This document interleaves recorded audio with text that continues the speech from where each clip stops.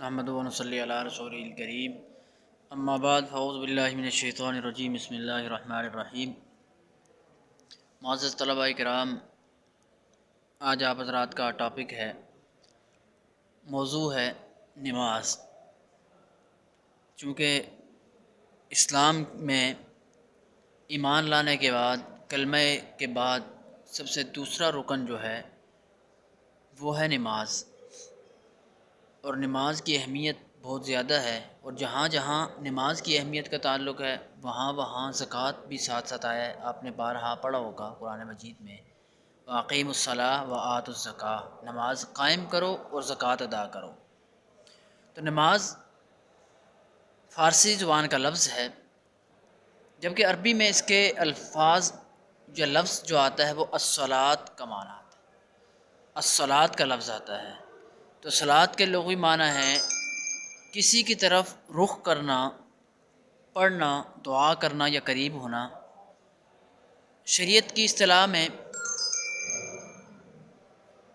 نماز چند خاص شرائط اور آداب کے ساتھ اللہ تبارک و تعالیٰ کی طرف متوجہ ہونا، اسے اور اس سے دعا کرنا، یہ نماز کہلاتا ہے۔ تو نماز بڑی اہمیت کے حامل ہے۔ نماز کی تاریخ اتنی ہی قدیم ہے کہ جتنا خود مذہب قدیم ہے۔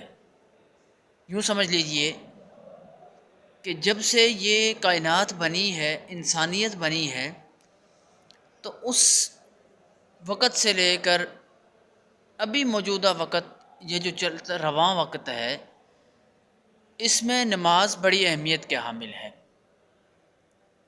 کہ نماز کا تصور جتنا بھی ہے وہ تمام مذاہب، تمام ادیان میں اور اس کے مراسم کی ادائیگی کی کمی و بیشی کے ساتھ موجود رہا ہے۔ قرآن مجید میں بھی بتایا گیا کہ اللہ تبارک و تعالیٰ کے تمام پیغمبروں نے نماز کی تعلیم دی۔ حضرت ابراہیم علیہ السلام کے بارے میں آتا ہے کہ حضرت ابراہیم علیہ السلام نے اپنی ذریت کو مکہ میں بسایا تو ان کے لیے دعا فرمائی۔ سورہ ابراہیم کے اندر یہ آیت موجود ہے کہ پروردگار مجھے اور میری اولاد کو نماز قائم کرنے والا بنا۔ تو یہ نماز کے بارے میں مختلف انبیاء کے اقوال ہیں۔ سورۃ طٰہٰ کے اندر حضرت موسیٰ علیہ السلام کو نبوت عطا کی فرمائی تو انہیں حکم ہوا کہ میری یاد کے لیے نماز پڑھو، اقیم الصلاۃ لذکری، نماز قائم کرو۔ تو یہ بات واضح ہے کہ حضرت ابراہیم علیہ السلام یا حضور صلی اللہ علیہ وسلم کی بعثت سے پہلے ہی نماز دین ابراہیمی ادا کی جاتی تھی۔ لوگوں کے لیے نماز کوئی اجنبی چیز نہیں تھی، بلکہ حضور صلی اللہ علیہ وسلم نے اس میں قرآن مجید کے حکم پر بعض ترامیم کے ساتھ امت میں نماز کو جاری فرمایا ہے۔ حضور صلی اللہ علیہ وسلم نے اس مخصوص حیت کے ساتھ خود بھی نماز ادا کی اور اپنی امت کو بھی سکھائی۔ حضور صلی اللہ علیہ وسلم کا ارشاد ہے کہ نماز پڑھو جس طرح تم مجھے نماز پڑھتے ہوئے دیکھتے ہو۔ تو نماز کی فرضیت اور حکم کیا ہے؟ اگرچہ نماز کی ادائیگی بعثت کے ساتھ ہی فرض کی گئی تھی، لیکن 5 وقتہ نماز کا باقاعدہ حکم معراج کے موقع پر نبوت کے 9ویں سال میں ہوا، اور نماز ہر مسلمان بالغ مرد اور عورت پر فرض کی گئی ہے۔ فرمایا کہ بے شک مومنوں پر وقت کی پابندی کے ساتھ نماز فرض کی گئی ہے۔ ان الصلاۃ کانت علی المؤمنین کتابا موقوتا، سورۃ النساء کی آیت ہے۔ اب نماز کی اہمیت قرآن کی روشنی میں کیا ہے؟ نمبر 1 یہ کہ دین کی بنیاد، دین کی اساس وہ نماز ہے، کہ دین فطرت کے بنیادی احکام میں نماز ہے، جسے مشرکین نے ضائع کر دیا، اور اسی طرح وہ دین کے ساتھ اپنا اصل رشتہ اور تعلق ہی کھو بیٹھے ہیں۔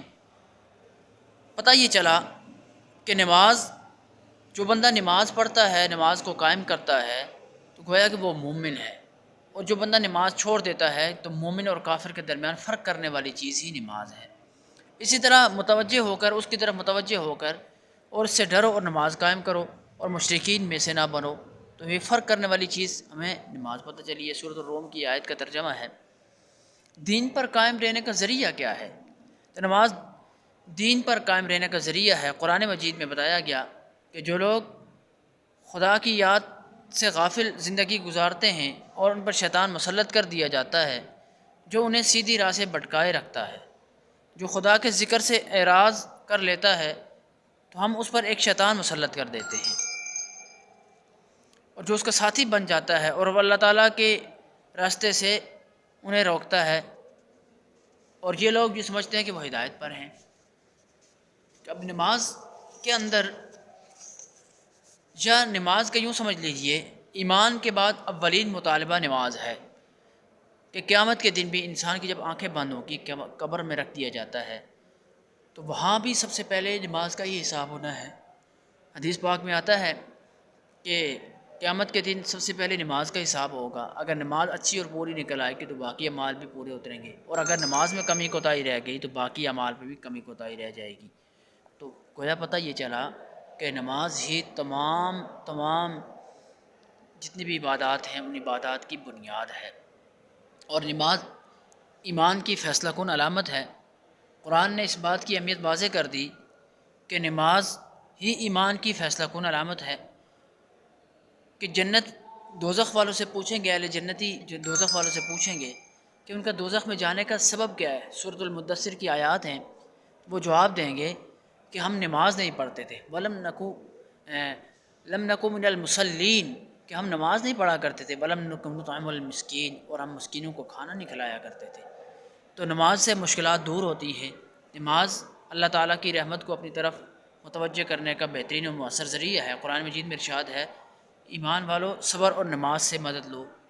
اب یہ ہے کہ آپ نے دیکھا ہوگا، سنا ہوگا، اللہ کے نبی صلی اللہ علیہ وسلم کوئی بھی معاملات پیش آتے تو فوراً جا کے مسجد میں نماز کی طرف متوجہ ہوا کرتے تھے۔ سورج گرہن ہو جاتا، چاند گرہن ہو جاتا، اب سورج کے لیے الگ نماز پڑھی جاتی ہے، سورج گرہن کے لیے، چاند گرہن کے لیے الگ نماز پڑھی جاتی ہے، جسے نماز صلاۃ خسوف اور صلاۃ کسوف کہا جاتا ہے۔ اور اسی طرح مختلف ادوار میں مختلف نمازیں پڑھی گئیں، وہ بھی مختلف ادوار میں مختلف نمازیں پڑھی گئیں، مطلب جس طرح صلاۃ الاستسقاء، مطلب نماز، ایسی نماز جو بارش کے لیے اللہ تبارک و تعالیٰ سے جس کے اندر دعا مانگی جاتی تھی، اور صلاۃ الکسوف سورج گرہن کے وقت، صلاۃ الخسوف چاند گرہن کے وقت نماز پڑھی جاتی تھی۔ اور اسی طرح عین جس کو صلاۃ الاستغفار کہا جاتا ہے، مطلب اللہ تبارک و تعالیٰ سے معافی طلب کرنے وقت دعا، صلاۃ الوضو، تحیۃ المسجد، یعنی مختلف اوقات میں مختلف نمازوں کے نام دیے گئے ہیں۔ تو گویا پتہ یہ چلا کہ کوئی بھی مشکل، کوئی بھی پریشانی پیش آتی ہے اللہ کے نبی صلی اللہ علیہ وسلم کو، تو فوراً اللہ کی طرف متوجہ ہوتے اور نماز کی طرف نماز قائم کر فرماتے تھے۔ اور نماز استقامت کا ذریعہ ہے، کہ نماز کی ادائیگی رائے حق میں استقامت کا ذریعہ ہے، اس سے انسان خدا کے حد درجہ قریب ہو جاتا ہے۔ سورۃ العلق کی آیت ہیں کہ سجدہ ریز ہو اس طرف، یا سجدہ ریز رہو اور اسی طرح میرے قریب ہو جاؤ گے، سورۃ العلق کی آیات ہیں۔ اب نماز کی اہمیت احادیث کی روشنی میں کیا ہے؟ اللہ کے نبی صلی اللہ علیہ وسلم کیا فرماتے ہیں کہ نماز کے اندر کیا ہے، کہ اللہ کے نبی صلی اللہ علیہ وسلم فرماتے ہیں نماز جنت کی کنجی ہے، کہ جس کی نماز اچھی ہوگی، نماز پوری ہوگی، تو گویا اس کے لیے جنت کا دروازہ کھول دیا جائے گا۔ دوسری جگہ فرمایا کہ نماز میری آنکھوں کی ٹھنڈک ہے، یعنی جو شخص نماز پڑھتا ہے تو اللہ کے نبی صلی اللہ علیہ وسلم کی آنکھوں کو ٹھنڈک پہنچاتا ہے، اور اگر نماز نہیں پڑھتا تو گویا اللہ کے نبی سے مفہوم میں مخالف سمجھ لیجیے کہ اللہ کے نبی صلی اللہ علیہ وسلم کی آنکھوں کو تکلیف پہنچاتا ہے۔ اور آپ کو پتہ ہے کہ جو شخص اللہ کے نبی صلی اللہ علیہ وسلم کی آنکھوں کو تکلیف پہنچائے تو وہ مسلمان نہیں ہو سکتا، وہ اسلام سے عاری ہی اور اسلام سے دور ہی ہو سکتا ہے۔ نمبر 3 یہ ہے کہ نماز جو ہے اولین محاسبہ ہے۔ یہ اب میں نے عرض کر چکا ہوں، کیا قیامت کے دن اللہ تعالیٰ کے حضور جب سب لوگ حاضر ہوں گے تو سب سے پہلا سوال نماز کے بارے میں کیا جائے گا۔ تو حضور صلی اللہ علیہ وسلم نے فرمایا کہ قیامت کے دن سب سے پہلے آدمی کے نامہ اعمال میں سے نماز کے بارے میں پوچھا جائے گا۔ اللہ کے نبی سے فرماتے ہیں نماز دین کا ستون ہے، جس نے اس کو قائم کیا اس نے دین کو قائم کیا، اور جس نے اس کو گرا دیا گویا کہ اس نے دین کو گرا دیا۔ اب نماز مومن اور کافر کے درمیان فرق کرنے والی چیز ہے، کہ جو بندہ کثرت سے اور لگاتاری سے اور پابندی سے نماز پڑھتا ہے تو گویا کہ وہ مومن ہے، اور جس کو اگر نماز پڑھتے ہوئے نہیں دیکھا گیا تو گویا کہ وہ اسلام سے عاری ہے، اسلام سے دور ہے، وہ کافر کے درجے میں یا کافر کے اس میں چلا جاتا ہے۔ کہ مومن اور کافر کے درمیان فرق کرنے والی چیز کیا ہے؟ نماز ہے۔ اب نماز کے شرائط و آداب کیا ہیں؟ ویسے تو مختلف کتابوں میں مختلف شرائط لکھی گئی ہیں، موٹی موٹی جو چیزیں آپ حضرات کے سامنے بیان کروں کہ نماز کے لیے جن باتوں کا جاننا یا اہتمام کرنا لازمی ہے: نمبر ایک، نشے کی حالت میں نہ ہونا، کہ کوئی بھی چیز انسان نے کھائی ہو جس سے انسان پر غنودگی طاری ہو، نشہ ہو، یا نعوذ باللہ شراب پی کے آیا ہو، تو اس حالت میں نہ ہونا یہ نماز کو خشوع اور خضوع تک پہنچا دیتا ہے۔ نمبر دو، پاکیزہ رہنا، بدن کا پاک ہونا، کپڑوں کا پاک ہونا، جگہ کا پاک ہونا۔ نمبر تین، باوضو ہونا، کہ پانی کی غیر موجودگی میں پھر انسان تیمم کرے۔ نمبر چار، قبلِ رخ ہونا۔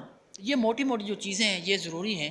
نماز کا وقت ہونا، قبلے کی طرف منہ کرنا، تکبیر تحریمہ، شرائط نماز اگر آپ صحیح غور سے وہ کتابیں پڑھیں جس کے اندر نماز کے فرائض، نماز کے سنن اور نماز کے آداب لکھے ہوئے ہیں کہ نماز کے فرائض 13 ہیں: بدن کا پاک ہونا، کپڑوں کا پاک ہونا، جگہ کا پاک ہونا، سطر کو ڈھانپنا، قبلے کی طرف منہ کرنا، نماز کا وقت ہونا، اور تکبیر تحریمہ، قیام، رکوع، دونوں سجدے، قد آخرہ میں بیٹھنا، دونوں سلام پھیرنا، یہ سب چیزیں نماز کے اندر نماز کے فرائض میں شامل ہیں۔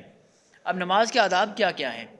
نماز یکسوئی کے ساتھ صرف اور صرف اللہ تبارک و تعالیٰ کے لیے پڑھی جائے، غیر اللہ کے لیے نہ پڑھی جائے، غیر کے لیے نماز نہ پڑھی جائے۔ نمبر دو، خشوع اور خضوع نماز کی جان ہے۔ خشوع اور خضوع کہتے کسے ہیں جی؟ سب سے پہلے یہ بات یاد رکھیں کہ خشوع خشیت سے ہے، کہ اللہ تبارک و تعالیٰ کا خوف دل کے اندر ہونا چاہیے، اور خشیت اور وہ خوف، خضوع کا مطلب یہ ہوتا ہے کہ انسان کے وہ خوف انسان کے ظاہری اعضاء پہ بھی اثر انداز ہو، کہ بالکل اطمینان اور سکون سے، جس طرح دل کے اندر خوف ہے اسی طرح ظاہری اعضاء پر بھی خوف ہو کہ قیامت کے دن جہنم کی آگ ہمیں نہ چھوئے، ایسے خوف طاری ہونا چاہیے۔ اس کو خضوع کہا جاتا ہے، یعنی خشوع اور خضوع والی نماز ہونی چاہیے۔ نمبر تین، بغیر کسی کمی بیشی کے اور پورے سکون قلب کے ساتھ ارکان نماز ٹھیک ٹھیک ادا کیے جائیں۔ نماز میں ادھر ادھر نہ دیکھا جائے، ادھر ادھر نہ دھیان کیا جائے، کہ یہ نہ وہ دیکھنے والے یہ کہے کہ نماز نہیں پڑھ رہا، اس سے نماز ٹوٹ جاتی ہے، نماز باطل ہو جاتی ہے۔ نماز کے دوران بال اور کپڑوں وغیرہ کو نہ سمیٹا جائے۔ حضور صلی اللہ علیہ وسلم نے فرمایا کہ مجھے ہدایت کی گئی ہے کہ میں 7 اعضاء پر سجدہ کروں، اور دوران نماز اپنے بال اور کپڑے وغیرہ نہ سمیٹوں۔ نماز میں جمائی آ جائے، اونگ آ جائے، جس طرح انسان اس طرح کر کے جمائی لیتا ہے، الٹے ہاتھ سے لیتا ہے، تو کہتے ہیں کہ حتی الامکان اس کو کوشنے کی کوشش کرے، حتی الامکان اس کو روکنے کی کوشش کرے، ورنہ منہ پہ ہاتھ رکھ لے۔ اگر قیام کی حالت میں ہے تو سیدھے ہاتھ سے اس کو روکے، اگر قیام کی حالت کے بغیر ہے کسی اور جگہ میں ہے تو پھر آپ کسی اور رکن میں الٹے ہاتھ سے، بائیں ہاتھ کے الٹے ہاتھ سے آپ لوگ اس کو روک لیں۔ نماز میں سستی نہ ہو، یہ نہ ہو کہ سستی اور کاہلی سے آ کے آدمی بغیر کسی وجہ کے بس ادھر ادھر کی سوچ انسان کے ذہن میں ہوتا ہے، ایسے ہی نماز آدمی پڑھے۔ اور نماز کو حتی الامکان وسوسوں سے اور دوسری خیالات سے روکا جائے، کہ نماز میں جو کچھ بھی پڑھا جائے اسے سمجھ کر اور پوری توجہ اور انہماک اور اطمینان سے پڑھا جائے۔ اب نماز کے انفرادی زندگی پر اثرات کیا ہیں؟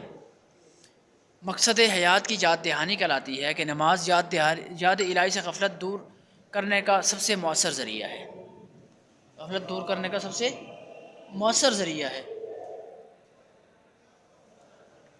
نمبر دو، قرب الہی، کہ جب بھی انسان کوئی نماز پڑھتا ہے، کسی قسم کی بھی نماز پڑھ رہا ہوتا ہے، تو وہ گویا کہ اللہ تبارک و تعالیٰ کے بالکل قریب ہوتا ہے۔ حدیث پاک میں بھی یہ آتا ہے نا کہ انسان جب نماز پڑھ رہا ہو تو ایسی کیفیت انسان پہ ہونی چاہیے کہ گویا کہ وہ اللہ تبارک و تعالیٰ کو دیکھ رہا ہے۔ تو اگر ایسی کیفیت بھی نہ ہو تو پھر سوچے کہ اللہ تبارک و تعالیٰ مجھے دیکھ رہے ہیں، تو ایسی بالکل آدمی بالکل اللہ کے قریب ہو کر، قرب الہی کا ذریعہ ہے، اللہ کے اپنے آپ کو اللہ کے قریب سمجھے کہ بالکل میں اللہ کے دربار میں بالکل اس کے سامنے کھڑا ہوں۔ جسمانی پاکیزگی اس سے ہوتی ہے، اور جسمانی پاکیزگی کے ساتھ ساتھ انسان کی روحانی پاکیزگی بھی ہوتی ہے۔ جب انسان بالکل اپنے آپ کو پاک صاف کر کے نماز کے لیے اور اپنا جسم اور کپڑے پاک صاف کر کے نماز کے لیے جاتا ہے، تو اس سے انسان کی اندر بھی، باہر نکھرتا ہی نکھرتا ہے، باہر تو خوبصورتی آتی ہی آتی ہے لیکن انسان کا اندر بھی نکھر جاتا ہے۔ اب روحانی پاکیزگی بھی آتی ہے، اس کے ساتھ ساتھ پابندی وقت بھی ہوتا ہے، کہ جس طرح انسان فجر کی وقت میں فجر کی نماز پڑھے گا، ظہر میں ظہر کی، اور عصر کے وقت میں عصر کی، اسی طرح باقی اوقات بھی انسان اپنے درست کرنے کی کوشش کرتا ہے۔ آزادی اور حریت، کیونکہ انسان آزاد ہو کر ایک ہی رب کی بندگی، دنیا کی بندگی سے نکل کر، دنیا کی غلامی سے نکل کر اللہ کی غلامی اختیار کرتا ہے، اور حریت بالکل آزاد ہے، بس سب اللہ تبارک و تعالیٰ کی بندگی اختیار کر لے، باقی تمام چیزوں سے انسان آزاد ہو جاتا ہے۔ اور صبر و تحمل کا ذریعہ ہے، انسان کو جتنے بھی مسجد کے اندر یا نماز کے دوران کوئی بھی ناگوار بات گزرتی ہے تو انسان صبر کا دامن ہاتھ سے پکڑتا ہے، صبر لیتا ہے۔ اب نماز کے اجتماعی زندگی پر اثرات کیا ہیں؟ اخوت اور مساوات انسان کو پتہ چلتی ہے، اور انسان اخوت اور مساوات کا جو ہے وہ لوگوں کے اندر اس کو اجاگر کرتا ہے کہ بھائی مسجد کے اندر آ کر کوئی امیر کوئی غریب نہیں، کوئی چھوٹا کوئی بڑا نہیں، ایک ہی صف میں کھڑے ہو گئے محمود و ایاز، یعنی بالکل وہاں نہ بادشاہت کا تصور ہے اور نہ رعایا کا تصور ہے، یعنی ایک ہی حضور، وہاں بڑا بھی کھڑا ہے چھوٹا بھی کھڑا ہے، امام بھی کھڑا ہے اور مقتدی بھی کھڑے ہیں، بادشاہ بھی کھڑا ہے اور رعایا بھی کھڑی ہیں، یعنی سب کے سب وہاں تعارف، وہاں سب امتیازات مٹ جاتے ہیں، باہمی تعاون ہوتا ہے، اور اسی طرح باہمی رابطہ رہتا ہے کہ کوئی عرصہ انسان ایک مسجد میں نماز پڑھ رہا ہو تو اچانک کہیں وہ مسجد سے غائب ہو جائے تو پھر لوگ پوچھتے ہیں بھائی اتنا عرصہ ہمارے ساتھ ایک ہی مسجد میں ایک ہی صف میں نماز پڑھتا رہا تو فلاں شخص ہے کہاں؟ پھر انسان رابطے بڑھتے ہیں، روابط بڑھتے ہیں، رشتہ داری قائم ہوتی ہے، اتحاد و یگانگت آتی ہے، اور اس کے ساتھ ساتھ یہ ہوتا ہے کہ تفرقہ بازی سے احتراز ہو جاتا ہے کہ وقت مقررہ پر ایک امام کی اطاعت میں شانوں سے شانے ملائے، کندھوں سے کندھے ملائے، نماز باجماعت کی ادائیگی سے افراد اور معاشرے میں اتحاد و یگانگت کے جذبات پروان چڑھتے ہیں۔ اس کے برعکس باجماعت نماز کے ترک کرنے سے آپس میں تفرقہ بازی آتی ہے اور باہمی اتحاد کا شیرازہ بکھر جاتا ہے۔ تو اللہ تبارک و تعالیٰ کی دنیا سے جاتے ہوئے رخصت ہوتے ہوئے بھی دو چیزیں اللہ کے نبی صلی اللہ علیہ وسلم مانگے کہ الصلاۃ وما ملکت ایمانکم، کہ لوگوں نماز قائم کرنا، نماز کو نہ چھوڑنا، وما ملکت ایمانکم، اور اپنے ماتحتوں کے ساتھ کوئی ظلم و زیادتی نہ کرنا، اپنے ماتحتوں کا خیال رکھنا۔ تو اللہ تبارک و تعالیٰ سے دعا ہے اللہ تبارک و تعالیٰ ہمیں ان سب باتوں پر عمل کرنے کی توفیق عطا فرمائے اور نماز کی پابندی کرنے کی توفیق عطا فرمائے۔ آخر دعوانا الحمدللہ رب العالمین۔